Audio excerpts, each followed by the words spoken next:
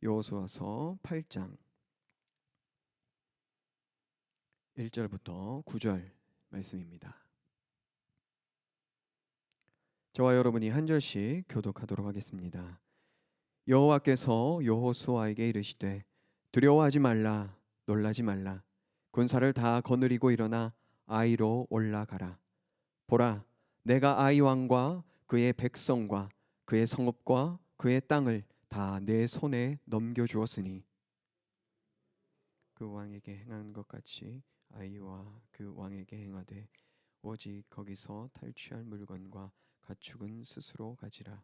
너는 아이 성 뒤에 복병을 둘지니라 하시니, 이에 여호수아가 일어나서 군사와 함께 아이로 올라가려 하여 용사 3만 명을 뽑아 밤에 보내며 그들에게 명령하여 이르되 너희는 성읍 뒤로 가서 성읍을 향하여 매복하되 그 성읍에서 너무 멀리하지 말고 다 스스로 준비하라.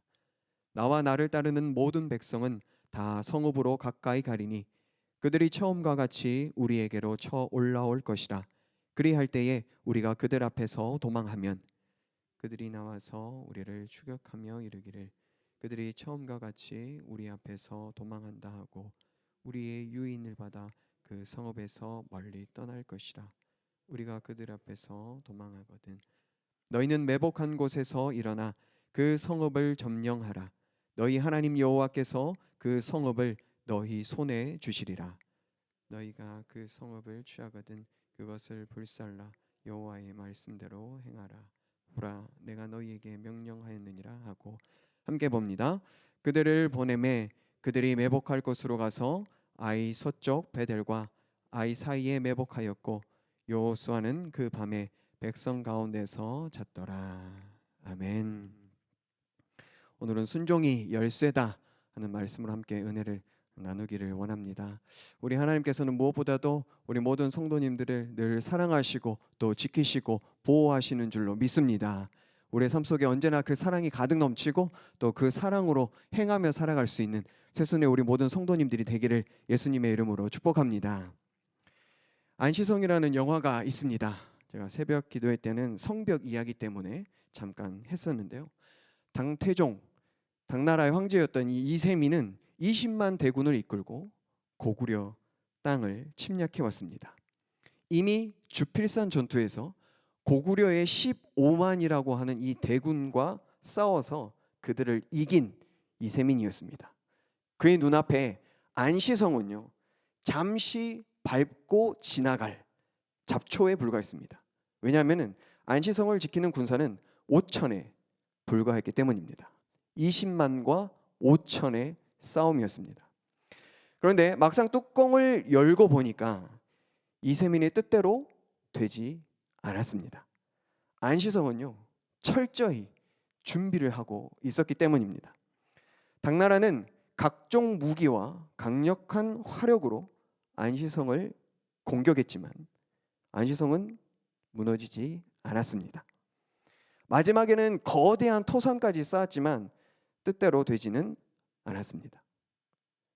가볍게 지나가리라 생각했던 그의 생각은 처참히 깨졌습니다. 자신의 위대한 경력에 유일한 오점이 된 패배였습니다. 이스라엘의 상황도 비슷합니다. 여리고성 전투의 승리는 그들의 자신감을 높일 만큼 거대했죠. 그에 비해서 아이성은요, 너무 작았습니다. 마치 20만 대군의 당나라가 5천 명 지키고 있는 안시성을 본 것 같았습니다. 이스라엘 백성들은 다 올라갈 필요도 없이 2천에서 3천 명, 이 사람들만 데리고 가도 충분하겠다고 자부했습니다. 하지만 그것은 교만이었죠. 교만은 패망의 선봉입니다. 왜냐하면 교만은 하나님의 역사를 기다리지 않기 때문입니다. 하나님께서 아브라함에게 약속하셨습니다. 100세에 아들을 주시겠다, 이렇게 말씀하셨습니다. 하지만 아브라함은요, 약속을 기다리지 못했습니다. 그래서 하갈을 통해서 이스마엘을 낳게 됩니다. 그리하여 이삭의 후손과 이스마엘의 후손이 끊임없는 갈등 속에서 살아가고 그 갈등은 지금도 여전히 계속되어지고 있습니다. 사울 왕은 어떻습니까? 블레셋이 쳐들어왔습니다. 오겠다던 사무엘은 소식이 깜깜합니다. 군인들이 점점 흩어지기 시작했습니다. 누구보다도 초조했던 것은 사울 왕이었습니다. 마냥 기다리고만 있다가는 모든 군사들이 다 흩어질 것만 같았습니다. 그래서 자기가 직접 번제와 화목제를 드렸습니다. 제사가 끝나자마자 사무엘이 도착했습니다. 사울은 변명을 했지만 이 일로 왕권은 다윗에게로 넘어가게 되었습니다. 사울의 문제는 제사장이 아니면서 제사를 드려서 하나님의 명령을 어긴 것이죠. 또 선지자인 사무엘을 통한 하나님의 명령, 7일 동안 기다리라는 명령을 어겼습니다. 또한 하나님이 주신 직분의 범위를 넘어갔습니다. 왕은 자기가 원하는 대로 하는 독재가 아니죠. 하나님의 명령에 순종하면서 백성들을 다스려야 할 존재입니다. 하나님께서는 우리를 왕 같은 제사장으로 부르셨습니다. 이 땅을 정복하고 다스리라고 말씀하셨습니다. 하지만 내 욕심대로, 내 뜻대로가 아니죠. 하나님의 뜻을 따라 다스려야 합니다. 하지만 교만은 하나님보다 나를 신뢰하게 만듭니다. 이스라엘도 여리고성의 승리로 교만에 빠졌습니다. 전쟁의 주권이 하나님께 있음을 잊었죠. 여리고성을 점령할 때 그들은 칼 한 번을 휘두르지 않았고요, 화살 하나를 쏘지 않았습니다. 그런데 아이성 정탐을 마친 그들은 다 올라갈 필요도 없이 2,000에서 3,000명만 올라가도 되겠다라고 이야기합니다.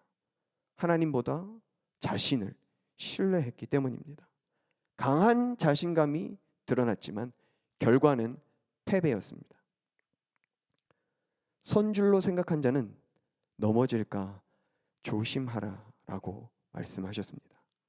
일이 잘 될 때, 그때 우리는 조심해야 합니다. 교만은 패망의 선봉이기 때문입니다. 하지만 주님의 은혜는 꺼져가는 등불도 끄지 않으십니다. 돌이키는 자들에게 회복의 은혜를 허락하십니다. 교만을 버린 이스라엘은 오늘 본문인 두 번째 아이성 전투에서 승리하게 되어집니다. 아주 탁월한 계책을 발휘하죠. 매복 작전이었습니다. 첫 번째 전투에서 교만했던 이스라엘처럼 아이성 사람들도요, 똑같이 교만했습니다. 두 번째도 승리할 것 같은 예감에 성문을 활짝 열어두고요, 모든 사람들이 다 성 밖으로 나와서 이스라엘 백성들을 쫓아갔습니다. 그 사이에 매복해 있던 이스라엘 군사들이 아이성을 점령했고 아이성 군사들은 전멸하였습니다. 이스라엘이 교만하여서 패배하였던 것처럼 하나님께서는 아이성 사람들의 교만을 사용하셨습니다. 교만은 믿는 사람에게도 믿지 않는 사람들에게도 패망의 선봉입니다. 여리고성과 아이성 전투의 승리의 원인은 화력이 아니라 순종이었습니다. 본문 7장과 8장의 가장 뚜렷한 차이는요, 여호와의 말씀대로라는 말입니다. 여호와의 말씀대로 행하지 않았던 7장에 비해서 8장을 보면은 여호와의 말씀대로라는 말이 계속해서 반복되어지고 있습니다. 여리고성 전투에서 승리할 수 있었던 것은 철저히 말씀대로 순종했기 때문입니다. 하지만 아이성 전투에서 패배한 것은요, 불순종했기 때문이죠. 아간의 범죄도 말씀에 대한 불순종이었습니다. 본문에서 이스라엘이 다시 승리할 수 있었던 것은 말씀대로 행했기 때문입니다. 말씀대로 행할 때 하나님께서 우리 인생의 키가 되어 주십니다. 엊그제 월요일 날 제가 아이들을 픽업하려고 주차장으로 내려갔습니다. 차 문을 열려고 하는데 열리지 않아요. 왜 그런 거 봤더니 제가 가지고 있었던 자동차 스마트 키를 잃어버렸습니다. 어디에 둔지 기억이 안 나더라고요. 시동은 물론이거니와 문조차 열 수 없었습니다. 당연한 이야기지만은요, 자동차 키가 없으면요, 자동차를 움직일 수가 없습니다. 아무리 좋은 차를 가졌어도요, 키가 없으면 무용지물이죠. 사람들은 자신이 가진 스펙, 소유, 이러한 것들이 대단해 보이는 것 같습니다. 그래서 자신이 소유한 부동산을 자랑하고 주식을 자랑하고 스펙을 자랑합니다. 하지만 인생의 키이신 하나님이 계시지 않는다면 자신의 모든 소유는요, 아무 의미가 없는 것입니다. 잠깐의 자랑일 뿐입니다. 자동차가 키가 없으면요, BMW 가지고 있어도 무용지물입니다. 인생이 키이신 하나님이 함께 하시지 않으면 내가 아무리 좋은 것을 가졌더라도 그것은 의미가 없습니다.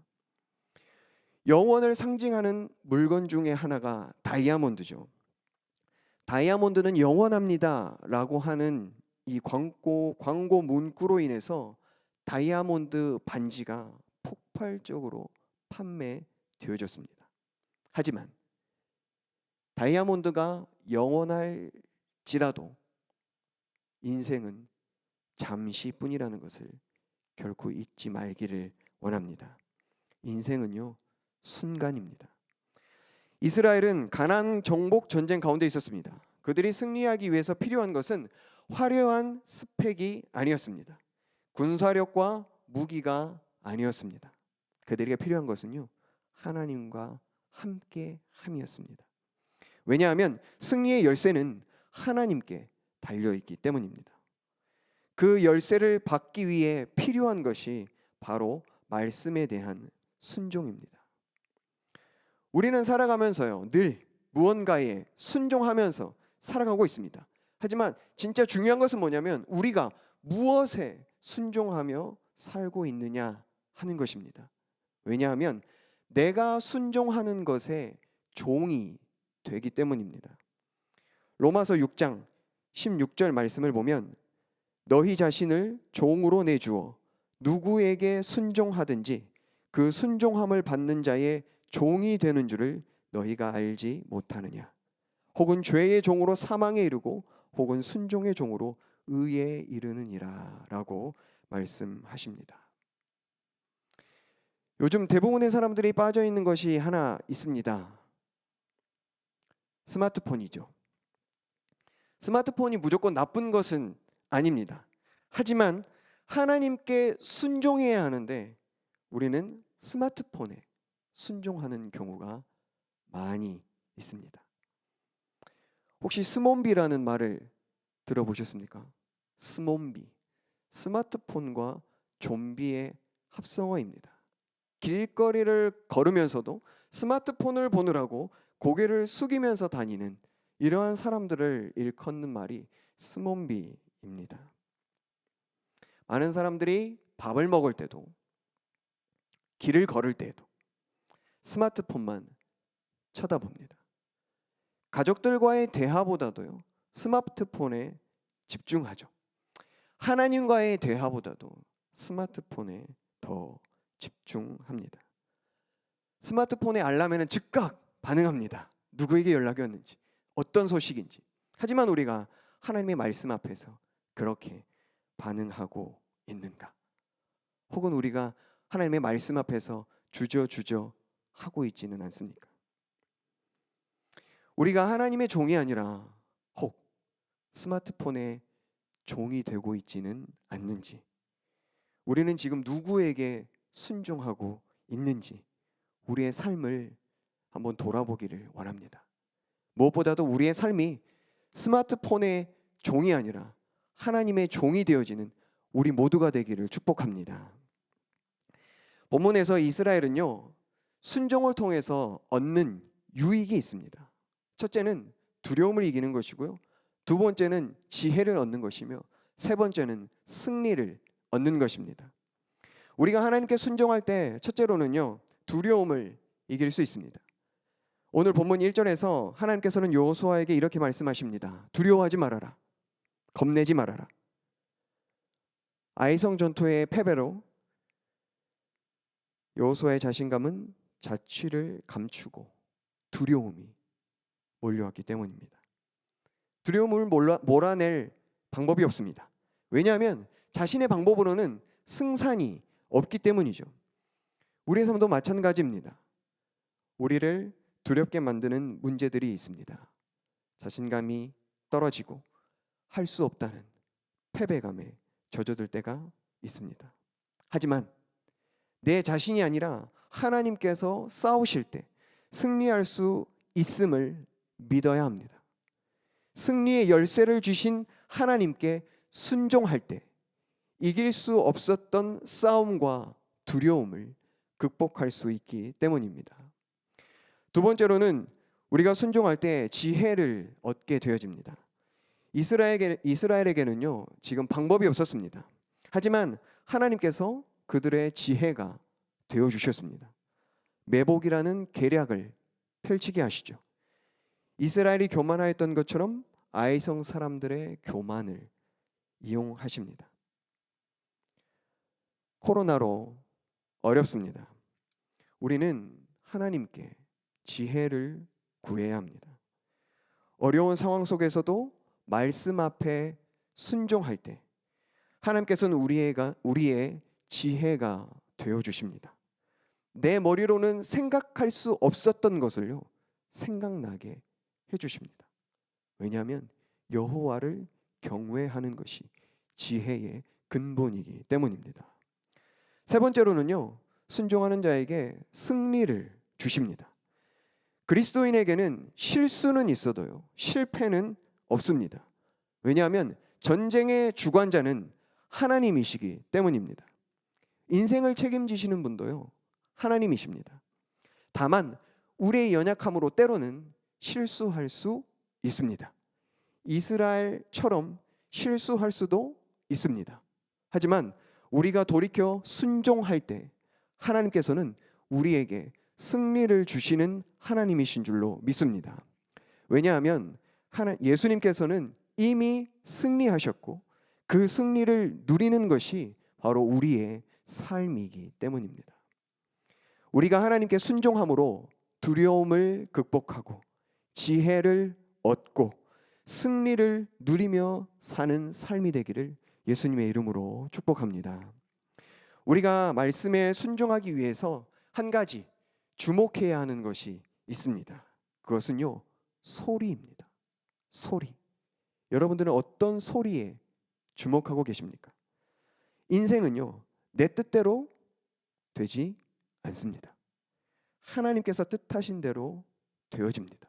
그러하기에요, 누구의 소리를 듣느냐가 중요합니다. 성 안의 군사들은요, 성주가 부르는 소리에 주목해야 합니다. 하나님의 백성들은 하나님의 소리, 하나님의 말씀에 귀를 기울여야 합니다. 우리가 기도하고 말씀을 보는 이유가 무엇입니까? 하나님의 소리를 듣기 위함이 아닙니까? 우리는 내 소리를 내려고 하지만요, 하나님의 소리를 들어야 합니다. 그것이 우리가 기도하고 말씀을 묵상하는 목적입니다. 예수님께서는 밤낮으로 기도하셨던 이유가 무엇입니까? 하나님의 소리에 집중하기 위함이었습니다. 하나님의 소리에 집중하지 않으면 나의 욕심의 소리에 귀를 기울이기 때문입니다. 안시성 영화를 보면서 인상적인 장면이 하나 있었습니다. 20만 대군이 몰아치는 이 급박하고 치열한 전장 속에서도요, 안시성 군사들은 철저하게 성주의 명령에만 움직였습니다. 뒤에서 대기하고 있던 이 군사들도 전세가 불리해지는 것을 보고 막 마음이 초조해져 가지고 안 되겠다, 가서 싸워야 되겠다, 자의적으로 움직이지 않았습니다. 성주를 신뢰했기 때문입니다. 싸움 중에서도 계속해서 외치는 것은 무엇이냐면요, 자기 자리를 지키라는 것입니다. 자기 자리를 지켜라. 자신의 자리를 지켜야 성주의 명령대로 싸울 수 있기 때문입니다. 하나님께서는요, 지금도 우리에게 말씀하십니다. 뭐라고요? 너의 자리를 지켜라. 너의 자리를 지켜라 라고 말씀하십니다. 예수님께서도요, 철저히 자신의 자리를 지키셨습니다.